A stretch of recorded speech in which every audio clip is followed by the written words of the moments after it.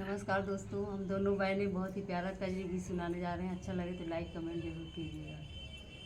ससुरे में रोए बिना माई के बिटियावा के लिए खोजिया हमारी ना।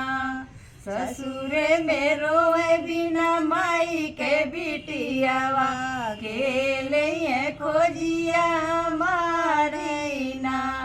पापा हमारे वही दिन बिसराए जब आई मैं बमतरियाना। पापा हमारे वही दिन बिसराए जब आई मैं बमतरियाना।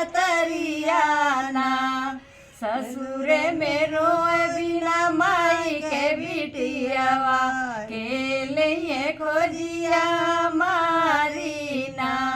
चाचा हमारे वही दिन बिसराए जब चाची बटलिन बखरियाना।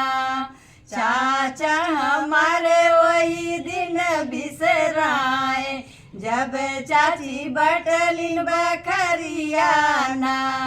ससुरे में रोए बिना माई के बिटियावा के लिए खोजिया हमारी ना।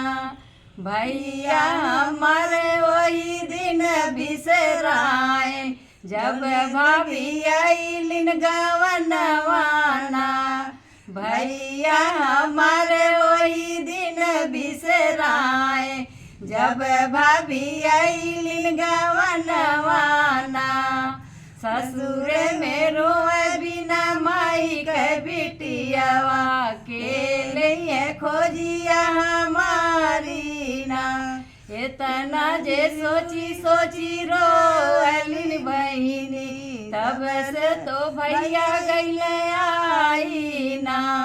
इतना जे सोची सोची रोलिन बहिनी तब से तो भैया गईले आई ना।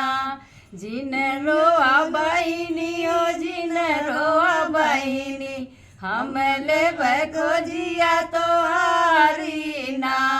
ससुरे में रोए बिना माई के बिटियावा के लिए खोजिया हमारी ना। जैसे तो बहिनी ओ माई हमार मंडलिन वैसे तो मनिए तो हर भौजी ना। जैसे के मनलिन तो माई मोरी बहिनी वैसे मनिए तोरी भौजी ना। होत बिहान बहनी डोलवा फनैबे भौजी जे करिए बिदैया ना। ससुरे में रोए बिना माई के बिटियावा के लिए खोजिया हमारी ना।